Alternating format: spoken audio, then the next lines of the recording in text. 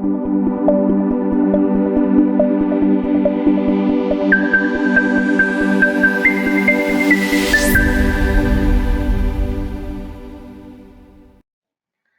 everyone, welcome back to my channel. നമ്മൾ ഇന്ന് first മോഡ്യൂളിലെ administrative setup in India of forex, അതായത് foreign എക്സ്ചേഞ്ചിന്റെ അഡ്മിനിസ്ട്രേറ്റീവ് സെറ്റപ്പ് എങ്ങനെയൊക്കെയാണ്, ആരൊക്കെയാണ് ഫോറക്സ് ഡീൽ ചെയ്യുന്നത്, എന്തൊക്കെയാണ് അവരുടെ ഡ്യൂട്ടീസ്, ആരോടൊക്കെയാണ് അവർ റെസ്പോൺസിബിൾ ആയിട്ടുള്ളത് എന്നതിനെ കുറിച്ചുള്ള കാര്യങ്ങളാണ് നമ്മൾ ഇന്ന് ഡിസ്കസ് ചെയ്യാൻ പോകുന്നത്. So let start. Structure of forex market in India. നമ്മുടെ ഇന്ത്യയിലെ ഫോറക്സ് മാർക്കറ്റ് എങ്ങനെയൊക്കെയാണ് റെഗുലേറ്റ് ചെയ്യുന്നത്, അതിൻ്റെ ഒരു സ്ട്രക്ചറാണ് ഇവിടെ പറയുന്നത്. Foreign exchange management act. നമ്മൾ ഈ ഒരു പെർട്ടിക്കുലർ ആക്ടിനെ കുറിച്ച് കഴിഞ്ഞ വീഡിയോസിൽ ഡിസ്കസ് ചെയ്തിരുന്നു. എന്താണ് ഫോറിൻ എക്സ്ചേഞ്ച് മാനേജ്മെന്റ് ആക്ട്, ഇത് വരാനുള്ള കാരണങ്ങളും ഇതിനു മുമ്പ് ഏത് ആക്ട് ആയിരുന്നു എന്നുള്ളത് നമുക്ക് ഡിസ്കസ് ചെയ്തിരുന്നു. അതിന്റെ വീഡിയോയുടെ ലിങ്ക് ഞാൻ ഡിസ്ക്രിപ്ഷൻ ബോക്സിലാം. ആൻഡ് ഈ ഫോറിൻ എക്സ്ചേഞ്ച് മാനേജ്മെന്റ് ആക്ട് പ്രകാരം RBIയും സെൻട്രൽ ഗവൺമെന്റുമാണ് നമ്മുടെ ഫോറക്സ് കാര്യങ്ങളൊക്കെ റെഗുലേറ്റ് ചെയ്യുന്നത്. എന്നാൽ ഒരുപാട് നമ്പർ ഓഫ് ട്രാൻസാക്ഷൻസ് കൂടി, നമുക്കറിയാം 1991 LPG പോളിസി ഇൻട്രൊഡ്യൂസ് ചെയ്തതിന് അല്ലെങ്കിൽ ഇനീഷ്യേറ്റ് ചെയ്തതിന്റെ അടിസ്ഥാനത്തിൽ ഗ്ലോബലൈസേഷൻ വന്നു, ഒരുപാട് കൺട്രീസ് ഇന്റഗ്രേറ്റ് ചെയ്തു. അപ്പോൾ കുറെ എക്സ്പോർട്ടേഴ്സും ഇമ്പോർട്ടേഴ്സും ഉണ്ടായിരുന്നു. ലാറ്റ് ഓഫ് ട്രാൻസാക്ഷൻസ് ഇൻക്രീസ്ഡ്. ആ ഒരു സാഹചര്യത്തിൽ ഇവർക്ക് എന്ത് ചെയ്യാൻ പറ്റില്ല, എല്ലാ കാര്യങ്ങളും ഒരു തരത്തിൽ ഒരേപോലെ നോക്കി നടത്താൻ പറ്റിയിരുന്നില്ല. So they authorised or delegated their powers to some particular people which is known as authorized persons. അങ്ങനെ ഓതറൈസേഷൻ കൊടുത്തിട്ടുള്ള വ്യക്തികളെയാണ് RBI ഓതറൈസേഷൻ, അതായത് ഫോറിൻ എക്സ്ചേഞ്ച് ഡീൽ ചെയ്യാനുള്ള അധികാരം കൊടുത്തിട്ടുള്ള വ്യക്തികളെയാണ് നമ്മൾ ഓതറൈസ്ഡ് പേഴ്സൺസ് എന്ന് പറയുന്നത്. എന്നാൽ കംപ്ലീറ്റ്ലി ഓതറൈസേഷൻ അല്ല, അവർക്കൊരു കൺട്രോളിങ്ങും എല്ലാ കാര്യങ്ങളും നമുക്ക് RBI തന്നെ ചെയ്യുന്നുണ്ട്. അതാണ് അവിടെ പറയുന്നത്. ആൻഡ് അതിനെ വീണ്ടും ക്ലാസിഫൈ ചെയ്യുന്നുണ്ട് ഓതറൈസ്ഡ് മണി ചേഞ്ചേഴ്സ് അല്ല ചേഞ്ചേഴ്സ്, ആൻഡ് ഓതറൈസ്ഡ് ഡീലേഴ്സ്. ഇവ രണ്ടുമാണ് മെയിൻ ഓതറൈസ്ഡ് പേഴ്സൺസ് എന്ന് പറയുന്നത്. ഈ ഓതറൈസ്ഡ് മണി ചേഞ്ചേഴ്സിൽ വീണ്ടും നമ്മൾ ക്ലാസിഫൈ ചെയ്യുന്നുണ്ട് ഫുൾ ഫ്ലെഡ്ജ്ഡും അതേപോലെ തന്നെ റെസ്ട്രിക്റ്റഡ് മണി ചേഞ്ചേഴ്സും. പേരിൽ പറയുന്നത് പോലെ തന്നെ കുറച്ച് റെസ്ട്രിക്ഷൻസ് അവർക്ക് പ്രൊവൈഡ് ചെയ്യുന്നുണ്ട്. ആൻഡ് ഈ FEDAI, അതായത് foreign exchange dealers association of India, ഈ ഓതറൈസ്ഡ് ഡീലേഴ്സിന്റെ ഒരു അസോസിയേഷനെ പറയുന്ന പേരാണ് FEDAI. അവരും എന്ത് തന്നെയാണ്, ഓതറൈസ്ഡ് ഡീലേഴ്സ് ആണ്. ഓക്കെ, ഇനി നമുക്ക് ഇതിന്റെ ഓരോരുത്തരും ആരൊക്കെയാണെന്നുള്ളത് നമുക്ക് ഡീറ്റെയിൽ ആയിട്ട് നോക്കാം. So let's start. സോ നമ്മുടെ സ്ട്രക്ചർ വെച്ച് നോക്കിയപ്പോൾ ആദ്യത്തെ വ്യക്തിയാണ് ഓതറൈസ്ഡ് പേഴ്സൺസ്. ഓതറൈസ്ഡ് പേഴ്സൺസിൽ എന്താണ് പറയുന്നത്, ഇവൻ ദോ RBI has authority, foreign exchange നമ്മുടെ ഇന്ത്യയിലെ എല്ലാം അഡ്മിനിസ്ട്രേറ്റ് ചെയ്യാനുള്ള അതോറിറ്റി RBIക്ക് ആണെങ്കിൽ കൂടി കൂടുതൽ നമ്പർ ഓഫ് എക്സ്പോർട്ടേഴ്സും ഇമ്പോർട്ടേഴ്സും നമ്മുടെ കൺട്രിയിലേക്ക് വരാൻ തുടങ്ങിയപ്പോൾ അവർക്ക് അത് ഒറ്റയ്ക്ക് ചെയ്യാൻ പറ്റിയില്ല. സോ ആ ഒരു സാഹചര്യത്തിൽ ഈ ആക്ട് എന്ത് ചെയ്യുന്നു, RBIക്ക് എംപവർ കൊടുക്കുന്നു, എന്ത്, ടു ഓതറൈസ് എനി പേഴ്സൺസ്. ഈ ഒരു ഫോറിൻ എക്സ്ചേഞ്ച് ഡീൽ ചെയ്യാൻ വേണ്ടിയിട്ട് ആർക്ക് വേണമെങ്കിലും ഓതറൈസേഷൻ കൊടുത്തുകൊള്ളാം എന്നുള്ള ഒരു പവർ കൊടുക്കുന്നു. അങ്ങനെ കൊടുത്തിട്ടുള്ള വ്യക്തികളെയാണ് നമ്മൾ ഓതറൈസ്ഡ് പേഴ്സൺസ് എന്ന് പറയുന്നത്. ഇനി ഈ ഓതറൈസ്ഡ് പേഴ്സൺസിന്റെ പവേഴ്സ് എന്തൊക്കെയാണ്? ഫസ്റ്റ് വൺ എന്ന് പറഞ്ഞാൽ എന്താണ്, ഫോറിൻ എക്സ്ചേഞ്ചിലെ എല്ലാ കാര്യങ്ങളും നോക്കി നടത്താൻ അല്ലെങ്കിൽ ഡീൽ ചെയ്യാനുള്ള ഫസ്റ്റ് അധികാരം. ആൻഡ് എന്തെങ്കിലും അതിന്റെ തരത്തിൽ എന്തെങ്കിലും പേയ്മെന്റ്സ് റിസീവ് ചെയ്യാനുള്ള റൈറ്റ്. അതേപോലെ തന്നെ NRO, NRA, FCNR, NRSR അക്കൗണ്ടുകൾ നമുക്ക് നോൺ റെസിഡന്റിന് വേണ്ടിയിട്ട് ഓപ്പൺ ചെയ്യാനുള്ള റൈറ്റ്. അതായത് നമ്മളുടെ ഇന്ത്യയിലെ റെസിഡന്റ്, ഇന്ത്യയിലുള്ള ആള് പുറത്ത് പോയിട്ട് ജോലി ചെയ്യുമ്പോൾ ഇത്രയും സമയം നമ്മുടെ ഇന്ത്യയിൽ ഇല്ലാന്നുണ്ടെങ്കിൽ they will be called as non resident. അങ്ങനെയുള്ള വ്യക്തികൾക്ക് നമ്മളുടെ ഇന്ത്യയിൽ അക്കൗണ്ടുകൾ ഓപ്പൺ ചെയ്യുക, ഇന്ത്യൻ റുപ്പീസിൽ അല്ലെങ്കിൽ ഫോറിൻ കറൻസിയിലൊക്കെ നമ്മൾ അക്കൗണ്ട് ഓപ്പൺ ചെയ്ത് കൊടുക്കാനുള്ള റൈറ്റ്. അതേപോലെ തന്നെ കറന്റ് അക്കൗണ്ട് ട്രാൻസാക്ഷൻസും ക്യാപിറ്റൽ അക്കൗണ്ട് ട്രാൻസാക്ഷൻസും അതിനെ റിലേറ്റ് ചെയ്തിട്ടുള്ള അതിന് വേണ്ടിയിട്ടുള്ള ഫോറിൻ എക്സ്ചേഞ്ച് കാര്യങ്ങൾ വാങ്ങുകയും വിൽക്കുകയും. ഈ ട്രാൻസാക്ഷൻസ് എന്തൊക്കെയാണെന്നുള്ളത് കഴിഞ്ഞ വീഡിയോയിൽ നമ്മൾ ഡിസ്കസ് ചെയ്തിരുന്നു. അതിന്റെ ലിങ്ക് താഴെ ഡിസ്ക്രിപ്ഷൻ ബോക്സിൽ കൊടുക്കാം. സോ ഇങ്ങനെയുള്ള കാര്യങ്ങളാണ് നമ്മുടെ ഓതറൈസ്ഡ് പേഴ്സൺസിന്റെ പവേഴ്സ് എന്ന് പറയുന്നത്. ഇനി പവേഴ്സ് ഉള്ളതുപോലെ തന്നെ അത്രയും അധികാരം ഉണ്ടെങ്കിൽ കൂടി അതേപോലെ ഡ്യൂട്ടീസും റെസ്പോൺസിബിലിറ്റീസും ആർക്കുണ്ട്, ഓതറൈസ്ഡ് പേഴ്സൺസിനുണ്ട്. എന്തൊക്കെയാണ് RBI ഡയറക്ഷൻസ്, എന്തൊക്കെയാണ് RBI കൊടുക്കുന്ന ഡയറക്ഷൻസ് പ്രോപ്പർ ആയിട്ട് കംപ്ലൈ ചെയ്യുക എന്നുള്ളതാണ് ഫസ്റ്റ്. അവർ പറയുന്ന കാര്യങ്ങൾ മാത്രം ചെയ്യുക, അവർ അനുവദിച്ചിട്ടുള്ള കാര്യങ്ങൾ മാത്രം ചെയ്യുക. അൺഓതറൈസ്ഡ് ആയിട്ടുള്ള ഒരു ട്രാൻസാക്ഷൻസിലും ഇടപെടാതിരിക്കുക. അതേപോലെ തന്നെ ഫെമ ആക്ട് പ്രകാരമാണ് ഈ ഒരു ഡെലിഗേഷൻ പവർ ഡെലിഗേറ്റ് ചെയ്ത് കൊടുക്കാനുള്ള റൈറ്റ് വന്നത്. അതുകൊണ്ട് തന്നെ ഫെമയിൽ പറയുന്ന പ്രൊവിഷൻസ് എന്തൊക്കെയാണെന്നുള്ളത് കറക്റ്റ് ആയിട്ട് കംപ്ലൈ ചെയ്യുക, അത് കറക്റ്റ് ആയിട്ട് മുന്നോട്ട് കൊണ്ടുപോവുക. ബുക്സും അതേപോലെ തന്നെ ബുക്സ് ഓഫ് അക്കൗണ്ട്സും മറ്റു കാര്യങ്ങളും ലെഡ്ജർ ബുക്കുകളും അതേപോലെ തന്നെ ട്രാൻസാക്ഷൻ റിലേറ്റ് ചെയ്തിട്ടുള്ള എല്ലാ സപ്പോർട്ടിംഗ് ഡോക്യുമെന്റ്സും എപ്പോഴൊക്കെയാണ് പ്രൊഡ്യൂസ് ചെയ്യാൻ പറയുന്നത് അപ്പോഴൊക്കെ അത് പ്രോപ്പർ ആയിട്ട് ടൈംലി അത് പ്രൊഡ്യൂസ് ചെയ്തിരിക്കണം എന്നുള്ളതാണ് അവിടെ പറയുന്നത്. സോ നമ്മൾ ഓതറൈസ്ഡ് പേഴ്സൺ ആരാന്ന് നോക്കി, അവരുടെ പവേഴ്സും ഡ്യൂട്ടീസും നോക്കി. നെക്സ്റ്റ് ആണ് ഓതറൈസ്ഡ് ഡീലേഴ്സ്. നമ്മൾ ഓതറൈസ്ഡ് പേഴ്സൺസിലുള്ള ഒരു ക്ലാസിഫിക്കേഷൻ ആണ് അല്ലെങ്കിൽ ഓതറൈസ്ഡ് ഡീലേഴ്സ് എന്നുള്ളത്. അതാരാണെന്ന് നമുക്ക് നോക്കാം. Authorized dealers are the institutions that have the license from the RBI to sell and buy foreign currencies. നമ്മളുടെ ഫോറിൻ കറൻസീസ് വാങ്ങാനും വിൽക്കാനും RBI ലൈസൻസ് കൊടുത്തിട്ടുള്ള ഇൻസ്റ്റിറ്റ്യൂഷനുകളെയാണ് ഓതറൈസ്ഡ് ഡീലേഴ്സ് എന്ന് പറയുന്നത്. ഈ ഇൻസ്റ്റിറ്റ്യൂഷൻസ് ആരായിരിക്കും? കൂടുതലും ബാങ്കുകളെയാണ് അവർ ഉദ്ദേശിക്കുന്നത്. ബാങ്ക് അല്ലെങ്കിൽ പിന്നെ മറ്റ് സ്വകാര്യ സ്ഥാപനങ്ങൾ, അതായത് പണമിടപാടുകൾ ഏർപ്പെടുന്ന ഫിനാൻഷ്യൽ ഇൻസ്റ്റിറ്റ്യൂഷൻസ് ആയിരിക്കും. പിന്നെ mostly the authorised dealers are the banks.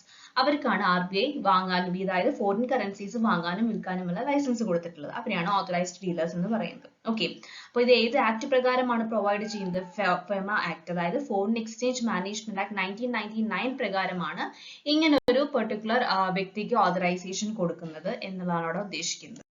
So നമ്മൾ ഓതറൈസ്ഡ് ഡീലർ ആരാന്ന് പറഞ്ഞിരുന്നു. അതായത് RBI ലൈസൻസ് കൊടുക്കുന്നു, ഫോറിൻ എക്സ്ചേഞ്ച് ഡീൽ ചെയ്യാനുള്ള ലൈസൻസ് കൊടുക്കുന്ന ആ ഒരു പെർട്ടിക്കുലർ ബാങ്ക്സ്, ഫിനാൻഷ്യൽ ഇൻസ്റ്റിറ്റ്യൂഷൻസ് അല്ലെങ്കിൽ ഇതല്ലാതെ മറ്റെന്തെങ്കിലും ഇൻസ്റ്റിറ്റ്യൂഷൻസിനെയാണ് നമ്മൾ ഓതറൈസ്ഡ് ഡീലർ എന്ന് പറയുന്നത്. ഇനി ഈ ഓതറൈസ്ഡ് ഡീലേഴ്സിന് നമ്മൾ ഏൽപ്പിച്ചു കൊടുത്തു കഴിഞ്ഞാൽ ഒരു റെസിഡന്റിന് കുറച്ച് കാര്യങ്ങളുണ്ട്, അല്ലെങ്കിൽ ഒരു ഡ്യൂട്ടീസ് ഉണ്ട്, എന്തൊക്കെയാണെന്നാണ് ചെയ്യേണ്ടത്. ഇനി അപ്രൂവ്ഡ് പർപ്പസ് ഉണ്ടാവും, അതായത് RBI നമ്മുടെ ഓതറൈസ്ഡ് ഡീലേഴ്സിന് കുറച്ച് കാര്യങ്ങൾ പറഞ്ഞു കൊടുത്തിട്ടുണ്ടാവും. ഇന്ന കാര്യങ്ങൾക്ക് മാത്രമേ ഫോറിൻ എക്സ്ചേഞ്ച് റെസിഡന്റിന് കൊടുക്കാൻ പാടുള്ളൂ. അങ്ങനെ അപ്രൂവ്ഡ് പർപ്പസിന് വേണ്ടിയിട്ടാണ് ഒരു റെസിഡന്റ്, ഫസ്റ്റ് പോയിന്റ് പറയുന്നത്, if A resident requires foreign exchange four approved purpose, ഒരു അപ്രൂവ് ചെയ്തിട്ടുള്ള ഒരു കാര്യത്തിന് വേണ്ടിയിട്ട് ഫോറിൻ എക്സ്ചേഞ്ച് ഒരു റെസിഡന്റിന് ആവശ്യമാണെങ്കിൽ അയാൾക്ക് നേരിട്ട് RBIയിലേക്ക് വരേണ്ട, ഓതറൈസ്ഡ് ഡീലറിൽ നിന്ന് അയാൾക്കത് ഒബ്റ്റെയിൻ ചെയ്യാവുന്നതാണ് ഫസ്റ്റ് പോയിന്റ് പറയുന്നത്. ഇനി സെക്കൻഡ് പോയിന്റ് ഒരു കണ്ടിന്യൂഷൻ ആയിട്ടാണ് വരുന്നത്. ഇങ്ങനെ ആ ഒരു റെസിഡന്റ് ഫോറിൻ എക്സ്ചേഞ്ച് അക്വയർ ചെയ്തു, പക്ഷെ അത് പെർമിറ്റ് ചെയ്തിട്ടുള്ള പർപ്പസ് ഉണ്ടായിരിക്കും, ഒരു പർപ്പസിന് വേണ്ടിയിട്ടായിരിക്കുമല്ലോ കൊടുത്തിട്ടുണ്ടാവുക, അപ്രൂവ് ചെയ്തിട്ടുണ്ടാവുക. അപ്പൊ അങ്ങനെ ഒരു പർപ്പസിന് വേണ്ടിയിട്ട് ഫുള്ളി അത് യൂട്ടിലൈസ് ചെയ്തിട്ടില്ല എന്നെങ്കിൽ ഉപയോഗിക്കാത്ത, അതായത് അൺയൂട്ടിലൈസ്ഡ് ആയിട്ടുള്ള ഫോറിൻ എക്സ്ചേഞ്ച് AD എന്ന് പറഞ്ഞാൽ ഓതറൈസ്ഡ് ഡീലേഴ്സിന് തിരിച്ചു കൊടുത്തിരിക്കണം. അപ്പോൾ ഒരു അപ്രൂവ്ഡ് പർപ്പസിന് നമ്മൾ റെസിഡന്റിന് ഫോറിൻ എക്സ്ചേഞ്ച് ആവശ്യമാണെങ്കിൽ ഓതറൈസ്ഡ് ഡീലേഴ്സിനെ വാങ്ങിക്കാം. എന്നാൽ ആ ഒരു particular foreign exchange fully utilise ചെയ്തിട്ടില്ല എന്നുണ്ടെങ്കിൽ അൺയൂട്ടിലൈസ്ഡ് ആയിട്ടുള്ള ഫോറിൻ എക്സ്ചേഞ്ച് ഓതറൈസ്ഡ് ഡീലേഴ്സിന് തിരിച്ചു കൊടുക്കണം. എത്ര ദിവസത്തിനുള്ളിൽ തിരിച്ചു കൊടുക്കണം എന്ന് അവിടെ പറയുന്നുണ്ട്. എന്നാണോ അക്വയർ ചെയ്തിട്ടുള്ളത്, ആ അക്വയർ ചെയ്ത് 60 ദിവസത്തിനുള്ളിലായിരിക്കണം തിരിച്ചു കൊടുക്കേണ്ടത്. അതാണ് രണ്ടാമത്തെ സിറ്റുവേഷൻ പറയുന്നത്. അത് കണ്ടിന്യൂഷൻ ആണ് അതിന്റെ. ഇനി ഇയാള് ഓതറൈസ്ഡ് ഡീലേഴ്സിൽ നിന്നും അല്ല ഒരു റെസിഡന്റിന് ഫോറിൻ എക്സ്ചേഞ്ച് കിട്ടിയത്. എന്നാൽ ഇത് അയാളുടെ കയ്യിൽ നിന്നല്ലാതെ എന്തെങ്കിലും റെമ്യൂണറേഷൻ ആയിട്ടോ, അല്ലെങ്കിൽ ഗിഫ്റ്റ് പോലെ, അല്ലെങ്കിൽ എന്തെങ്കിലും ഒരു സെറ്റിൽമെന്റ് നടത്തിയതിന്റെ ഭാഗമായിട്ട്, അല്ലെങ്കിൽ ഇൻഹെറിറ്റൻസ് നമുക്ക് പൂർവികരുടെ നിന്ന് കിട്ടിയെന്നുള്ള ആ ഒരു രീതിയിൽ അങ്ങനെ എങ്ങാനുമാണ് ഫോറിൻ എക്സ്ചേഞ്ച് കിട്ടിയിട്ടുണ്ടെങ്കിൽ സെയിം സാധനം നമ്മൾ എന്ത് ചെയ്യണം, ഓതറൈസ്ഡ് ഡീലേഴ്സിന് സറണ്ടർ ചെയ്യണം എന്നുള്ളതാണ് പറയുന്നത്. അവിടെയും ഒരു ഡേറ്റ് പറയുന്നുണ്ട്, അല്ലെങ്കിൽ ഒരു ദിവസങ്ങൾ പറയുന്നുണ്ട്. എപ്പോഴാണോ ആ ഫോറിൻ എക്സ്ചേഞ്ച് കിട്ടുന്നത്, കിട്ടിയിട്ട് 7 ദിവസത്തിനുള്ളിൽ സറണ്ടർ ചെയ്യണം. ഈ പറഞ്ഞ കാര്യങ്ങളിലൂടെയാണ് റിസീവ് ചെയ്തതെങ്കിൽ. ഇനിയും റെമ്യൂണറേഷനോ ഇൻഹെറിറ്റൻസോ സെറ്റിൽമെന്റ് ഒന്നും അല്ലാതെയാണ് ഫോറിൻ എക്സ്ചേഞ്ച് കിട്ടിയിട്ടുള്ളതെങ്കിലോ 90 ദിവസത്തിനുള്ളിലായിരിക്കണം നമ്മൾ സറണ്ടർ ചെയ്യേണ്ടത്. അപ്പൊ ഇത്രയും കാര്യങ്ങളാണ് ഓതറൈസ്ഡ് ഡീലർ ആരാന്ന് നമ്മൾ പറഞ്ഞു. ഈ ഓതറൈസ്ഡ് ഡീലറിന്റെ കയ്യിൽ നിന്ന് ഫോറിൻ എക്സ്ചേഞ്ച് അക്വയർ ചെയ്യാം. റെസിഡന്റ് അക്വയർ ചെയ്ത് കഴിഞ്ഞാൽ അത് ഉപയോഗിക്കാത്ത ഭാഗം തിരിച്ചു കൊടുക്കണം. ഇവിടെ ഇയാളുടെ കയ്യിൽ നിന്ന് അല്ലാതെ, ഈ ഒരു പെർട്ടിക്കുലർ വ്യക്തിയുടെ കയ്യിൽ നിന്ന് അല്ലാതെ വേറെ ഏതെങ്കിലും വഴിയിലൂടെയാണ് ഫോറിൻ എക്സ്ചേഞ്ച് കിട്ടിയിട്ടുണ്ടെങ്കിൽ അതും ആർക്ക് എക്സ്ചേഞ്ച് ചെയ്യണം, സറണ്ടർ ചെയ്തിട്ടുണ്ടായിരിക്കണം. ഇതേ ഓതറൈസ്ഡ് ഡീലേഴ്സിന് സറണ്ടർ ചെയ്തിരിക്കണം എന്നുള്ളതാണ് അവിടെ പറയുന്നത്. ഇനി നെക്സ്റ്റ് ആണ് FEDEI. നമ്മൾ ഓതറൈസ്ഡ് ഡീലേഴ്സിന്റെ ആ ഒരു സ്ട്രക്ചർ നോക്കിയപ്പോൾ നമ്മൾ പറഞ്ഞിരുന്നു ഈ എക്സ്ചേഞ്ച് ഡീലേഴ്സിന്റെ അല്ലെങ്കിൽ ഡീലേഴ്സിന്റെ ഒരു അസോസിയേഷൻ ആണെന്ന് പറഞ്ഞിരുന്നു. അതാണ് ഫെഡൈ നമുക്കൊന്ന് ഷോർട്ട് ആയിട്ട് വിളിക്കാം. FEDEI അതിന്റെ ഫുൾ ഫോം ആണ് foreign exchange dealers association of India. ഇന്ത്യയിലെ എക്സ്ചേഞ്ച് ഡീലേഴ്സ്, നമ്മൾ RBI ലൈസൻസ് ചെയ്ത് കൊടുത്തിട്ടുള്ള കുറച്ച് വ്യക്തികളുണ്ട്, ആ വ്യക്തികളുടെ അസോസിയേഷനെയാണ് നമ്മൾ ഫെഡൈ എന്ന് പറയുന്നത്. which was established in 1958. അതിന്റെ ഹെഡ്ക്വാർട്ടേഴ്സ് മുംബൈയിലാണ്. ലോക്കൽ ബ്രാഞ്ച് ഓഫീസുകൾ, മെയിൻ ബ്രാഞ്ച് ഓഫീസുകൾ ബാംഗ്ലൂരു, കൊൽക്കത്ത, ചെന്നൈ ആൻഡ് ന്യൂഡൽഹിയിലാണ്. ഇത് 1956 കമ്പനീസ് ആക്ട് പ്രകാരം അതിലെ 25th സെക്ഷൻ പ്രകാരമാണ് ഈ ഒരു പെർട്ടിക്കുലർ അസോസിയേഷൻ ഇൻകോർപ്പറേറ്റ് ചെയ്തിട്ടുള്ളത്. And it is A self regulatory body. Next ഇതിന്റെ മെമ്പേഴ്സിനെ കുറിച്ചാണ് പറയുന്നത്. ഫെഡൈ എന്ന് പറഞ്ഞ അസോസിയേഷനിൽ ആരൊക്കെയാണ് മെമ്പേഴ്സ്? നമുക്കറിയാം ഓതറൈസ്ഡ് ഡീലേഴ്സ് ആരൊക്കെയായിരുന്നു? ബാങ്കുകൾ, ഫിനാൻഷ്യൽ ഇൻസ്റ്റിറ്റ്യൂഷൻസ്, അല്ലെങ്കിൽ മറ്റെന്തെങ്കിലും ലൈസൻസ് പ്രൊവൈഡ് ചെയ്തിട്ടുള്ള ഇൻസ്റ്റിറ്റ്യൂഷൻസ്. അവരൊക്കെ എന്തിന്റെ മെമ്പേഴ്സ് ആണ്? ഈ ഒരു പെർട്ടിക്കുലർ അസോസിയേഷന്റെ മെമ്പേഴ്സ് ആണ്. ആരൊക്കെയാണ്? പബ്ലിക് ബാങ്കുകൾ, private sector banks, foreign banks, cooperative banks, financial institutions, അങ്ങനെ ഒരുവിധം കുറേ മെമ്പേഴ്സ് ആർക്കുണ്ട്? ഫെഡൈ എന്ന് പറഞ്ഞിട്ടുള്ള അസോസിയേഷൻ ഉണ്ടെന്നുള്ളതാണ് അവിടെ പറയുന്നത്. ഓക്കെ, ഇനി നമ്മൾ നോക്കുന്നത് FEDAI ഫെഡ എന്ന് പറഞ്ഞിട്ടുള്ള അസോസിയേഷന്റെ ഹിസ്റ്ററിയാണ്. എങ്ങനെയാണ് ഈ ഒരു പെർട്ടിക്കുലർ അസോസിയേഷനിലേക്ക് നമ്മൾ വന്നിട്ടുള്ളത്? നമുക്കറിയാം 1958 മുമ്പ് അല്ലെങ്കിൽ 1959 മുമ്പ് വരെയൊക്കെ കുറച്ച് ബാങ്കുകളെ ഉണ്ടായിരുന്നുള്ളൂ ഫോറിൻ എക്സ്ചേഞ്ച് കാര്യങ്ങളൊക്കെ ബിസിനസ് ഡീൽ ചെയ്യാൻ വേണ്ടിയിട്ട്. കുറച്ച് ബാങ്കുകൾക്ക് മാത്രമേ ആ ഒരു റൈറ്റ് കൊടുത്തിട്ടുണ്ടായിരുന്നുള്ളൂ, ഈ റൈറ്റ് ഉണ്ടായിരുന്നുള്ളൂ. അപ്പൊ അങ്ങനെയുള്ള ആ ഒരു കാലഘട്ടങ്ങളിൽ കുറച്ച് ആ ഒരു ചെയ്യുന്ന ബാങ്കുകളെ എക്സ്ചേഞ്ച് ചെയ്യുന്ന ബാങ്കുകളെ വിളിച്ചിരുന്ന പേരാണ് exchange bank, the bank which is dealing in exchanging the foreign currency. അതിനുശേഷം അവരെന്ത് ചെയ്തു? ഒരു അസോസിയേഷൻ ഫോം ചെയ്തു. നമ്മൾ എന്തിനാണ് സാധാരണ അസോസിയേഷൻ ഫോം ചെയ്യുന്നത്? നമ്മളുടെ കാര്യങ്ങൾ അങ്ങോട്ടും ഇങ്ങോട്ടും ഷെയർ ചെയ്യാനും അഡ്വൈസിങ്ങിനും ട്രെയിനിങ്ങിനും ഒക്കെ വേണ്ടിയിട്ടാണ്. അപ്പോൾ ഒരു ഒറ്റ കുടക്കീഴിൽ എല്ലാവരെയും കൊണ്ടെത്തിക്കുന്ന രീതിയിലേക്ക് ഒരു അസോസിയേഷൻ അവർ ഫോം ചെയ്തു. ആ ഒരു അസോസിയേഷന്റെ പേരാണ് എക്സ്ചേഞ്ച് ബാങ്ക് അസോസിയേഷൻ. ഈ അസോസിയേഷൻ ശരിക്കും RBI ഫ്രെയിം ചെയ്തിട്ടുള്ള റൂൾസിനുള്ളിൽ തന്നെയാണ് അവർ നിൽക്കുന്നത്. പിന്നെ അവർ കവർ ചെയ്തിട്ടുള്ള ആക്ടിവിറ്റീസ്, കവർ ചെയ്തിട്ടുള്ള ഏരിയാസ് ഏതൊക്കെയാണെന്ന് വെച്ചാൽ മെയിൻ ആയിട്ട് ബോംബെ, കൽക്കട്ട, മദ്രാസ്, ഡൽഹി, അമൃത്സർ ആയിരുന്നു. പിന്നീട് വേൾഡ് വാർ ഒക്കെ കഴിഞ്ഞെല്ലാം ആ ഒരു സാഹചര്യത്തിൽ പെട്ടെന്ന് തന്നെ ഫോറിൻ ട്രേഡിലും ബിസിനസ്സിലും ഒക്കെ എക്സ്പാൻഷൻ വന്നപ്പോൾ RBI കുറച്ചും കൂടി ഷെഡ്യൂൾഡ് കൊമേഴ്ഷ്യൽ ബാങ്ക്സിന് ഫോറിൻ ട്രാൻസാക്ഷൻസ് ചെയ്യാനുള്ള ഒരു പവർ കൊടുത്തു, അല്ലെങ്കിൽ ഒരു ലൈസൻസ് കൊടുത്തു. അപ്പോ ആ ഒരു സമയത്ത് എന്ത് ചെയ്തു? എക്സിസ്റ്റിംഗ് ആയിട്ട് കുറച്ച് ബാങ്കുകൾ ഉണ്ടായിരുന്നുള്ളൂ. ഈ ഒരു ലൈസൻസ് കൊടുത്തപ്പോൾ കുറച്ചുകൂടെ ബാങ്കുകളുടെ എണ്ണം കൂടി. അങ്ങനെ ഓതറൈസേഷൻ അല്ലെങ്കിൽ ഈ ലൈസൻസ് ഈ ഒരു പെർട്ടിക്കുലർ ഫോറിൻ എക്സ്ചേഞ്ച് ഡീൽ ചെയ്യാൻ വേണ്ടിയിട്ട് കൊടുത്തിട്ടുള്ള ആ ഒരു പെർട്ടിക്കുലർ ബാങ്കുകളെ പിന്നീട് ഓതറൈസ്ഡ് ഡീലേഴ്സ് എന്ന് വിളിക്കാൻ തുടങ്ങി, which are authorised by the RBI. അങ്ങനെ അവർ എന്ത് ചെയ്തു? എക്സിസ്റ്റിംഗ് ആയിട്ടൊരു അസോസിയേഷൻ അവർക്ക് ഉണ്ടായിരുന്നു. അപ്പൊ ഇങ്ങനൊരു എക്സ്പാൻഷൻ വന്നതിന്റെ അടിസ്ഥാനത്തിൽ അസോസിയേഷൻ എന്ത് ചെയ്തു? പേര് അങ്ങോട്ട് മാറ്റി. എങ്ങനെ? ഫെഡ എന്നുള്ള പേരിലേക്ക് മാറ്റി. FEDAI, foreign exchange dealers association of India, in the year 1958 with the approval of RBI. അപ്പൊ ഇതാണ് നമ്മുടെ ഫെഡ അല്ലെങ്കിൽ foreign exchange dealers association of India എന്ന് പറയുന്നതിന്റെ ഹിസ്റ്ററി. ഇനി നെക്സ്റ്റ് അവരുടെ ഫങ്ഷൻസ് ആണ്. അപ്പൊ ഈ ഒരു അസോസിയേഷന്റെ കാര്യങ്ങൾ പറയുമ്പോൾ തന്നെ നമുക്കറിയാം എന്തൊക്കെയാണ്, ഒരു കോമൺ ആയിട്ട് നമുക്കറിയാം. അത് സെയിം കാര്യങ്ങൾ തന്നെയാണ് റിപ്പീറ്റ് ചെയ്ത് നമ്മൾ പറയുന്നത് അവിടെ. അതെന്തൊക്കെയാണ്?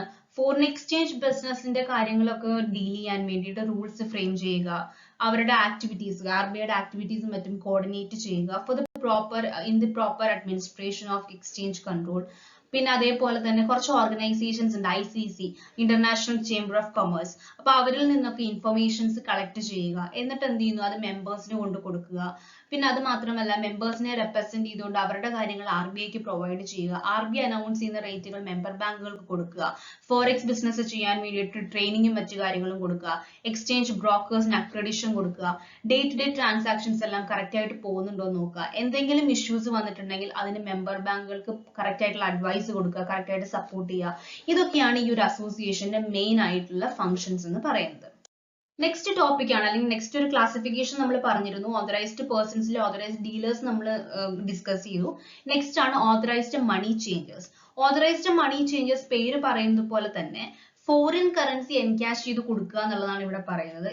ഇത് ആർക്കൊക്കെയാണ്? ഈ ടൂറിസ്റ്റുകൾ പോലുള്ള ആൾക്കാരില്ലേ, അവർക്ക് കൊടുക്കുക, അവർക്ക് ഫോറിൻ കറൻസി എൻകാഷ് ചെയ്ത് കൊടുക്കുക എന്നുള്ളതാണ് ഈ ഒരു പെർട്ടിക്കുലർ ഓതറൈസ്ഡ് മണി ചേഞ്ചേഴ്സ് കൊണ്ട് ഉദ്ദേശിക്കുന്നത്. ഇത് എന്താണ്? They are the firm's or organisation.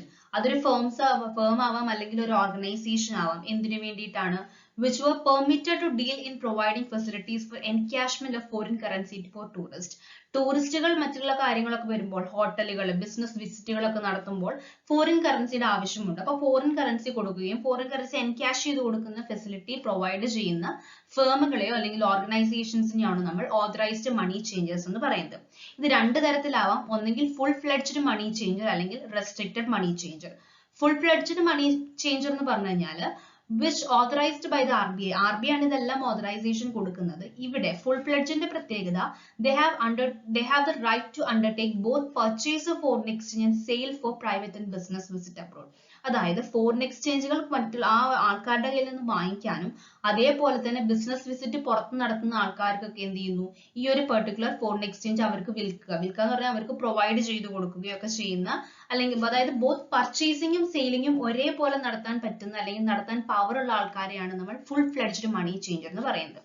Restricted money changer എന്ന് പറഞ്ഞാൽ അവിടെ എന്തേ ഉള്ളൂ? പർച്ചേസിങ് മാത്രം. അതായത് അവരുടെ ഫോറിൻ കറൻസി നോട്ട്, കോയിൻസ്, മറ്റു കാര്യങ്ങളെല്ലാം പർച്ചേസ് ചെയ്ത് വെക്കുക, എന്നിട്ട് അത് ആർക്ക് കൊടുക്കുക? ഓതറൈസ്ഡ് ഡീലേഴ്സിന് കൊണ്ട് കൊടുക്കുക. അല്ലാണ്ട് ഈ ഒരു പെർട്ടിക്കുലർ വ്യക്തികൾക്ക്, റെസ്ട്രിക്റ്റഡ് മണി ചേഞ്ചേഴ്സിന് അത് ബിസിനസ് വിസിറ്റിന് ആൾക്കാർക്ക് ആർക്കെങ്കിലും ആവശ്യമാണെങ്കിൽ കൊടുക്കാൻ പറ്റില്ല, അങ്ങനെ ഒരു റൈറ്റ് ഇല്ല. അവരെ റെസ്ട്രിക്റ്റഡ് ആണ്, only to purchase the foreign currency account.